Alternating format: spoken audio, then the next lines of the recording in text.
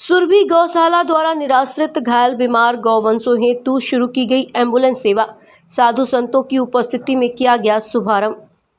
चित्रकूट पे मलुक पीठाधीश्वर श्री राजेंद्र दास जी महाराज द्वारा स्थापित सुरभि गौशाला द्वारा निराश्रित गंभीर बीमार, विकलांग और दुर्घटनाओं में घायल गौवंशों की सेवा हेतु एम्बुलेंस वाहन सेवा का सोमवार को साधु संतों, समाज सेवियों सहित आम जनमानस की उपस्थिति में शुभारंभ किया गया।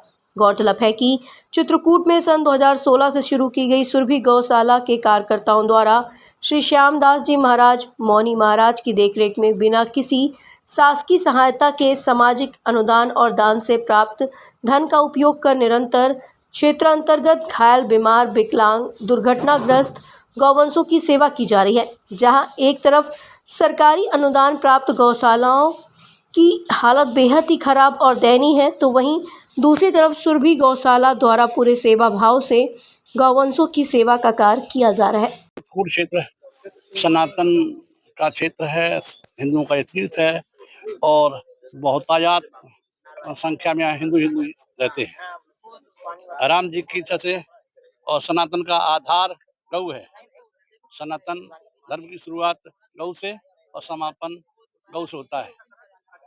अब गौओं का राम जी की इच्छा से किसी प्रकार से उपेक्षा हो तो किसी से बर्दाश्त नहीं होती है। अब एक आदमी क्या कर सकता है?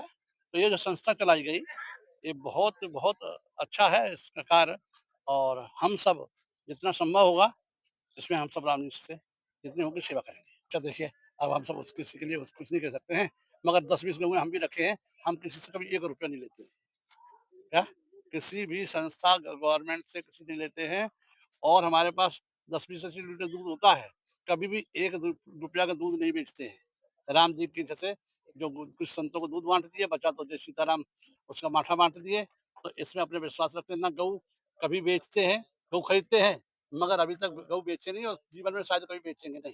शाला है, इसको पूज्य श्री मौनी जी महाराज देखते हैं, जो पूज्य श्री अनंत विभूषित मलुक पीठाधीश्वर जो महाराज जी हैं, राजेंद्र दास जी महाराज, उनके कृपा पात्र शिष्य हैं। पहले इन्होंने व्यवस्था चलाई थी क्योंकि ये नगर पंचायत के द्वारा भवन बना था, लेकिन व्यवस्थाएं नहीं थी। लेकिन जब से मौनी जी महाराज आए, उन्होंने संचालित की। अब धीरे धीरे ये इतनी अच्छी व्यवस्था हो गई है कि एक एम्बुलेंस की व्यवस्था, जो कि पूरे मध्य प्रदेश में हमने देखा है कि पहली बार ही यहाँ पर आई है और चित्रकूट को ये समर्पित की गई है। तो हमें लग रहा है जो निराश्रित गौवंश है वो उपेक्षित नहीं रहेगा, और जो दर्दनाक हादसे होते रहते हैं, एक्सीडेंट होते रहते हैं, उनके लिए एम्बुलेंस 24 घंटे उपलब्ध रहेगी। कोई भी निराश्रित गौवंश सड़कों पर अब नहीं रहेगा, जाकर के ये सेवा भी करेंगे। और वैसे भी कर रहे थे, ट्रैक्टर से लाते थे, लेकिन अब एम्बुलेंस उपलब्ध कराई गई है। तो सभी साधु संत, सभी भक्तों ने मिलकर के आज इस कार्यक्रम में उपस्थित होकर के उसको देखा भी है, निरीक्षण भी किया है, और सबकी शुभकामनाएं जुड़ी हैं। एम्बुलेंस मिलना एक, क्योंकि संस्था लगभग कई वर्षों से कार्यरत है गौ सेवा में। हम क्योंकि देख रहे थे कि ट्रैक्टरों के माध्यम से ट्रैक्टर 70-70, 80 किलोमीटर दूर से जो एक्सीडेंट हो जाए, कुचल जाए गौवंश, ऐसे गौवंश को जब ये लेकर के आते थे, क्योंकि आप देखेंगे एक आदमी, जब एक मानव किसी भी प्रकार से एक्सीडेंट हो जाता है तो उसके लिए कितनी सुविधाएं हम लोग अपनी करते हैं।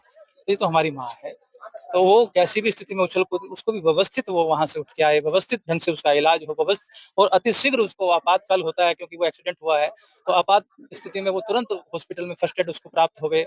फर्स्ट एड देना जाकर फिर उसके बाद जैसी चिकित्सा उसको आवश्यकता है तुरंत हॉस्पिटल में ला करके उसकी सुविधाएं, उसको सुंदरता से उसका इलाज करना, इस भाव से ये एम्बुलेंस हमारे बेरीवाल सेवा ट्रस्ट हमारा कलकत्ता में है।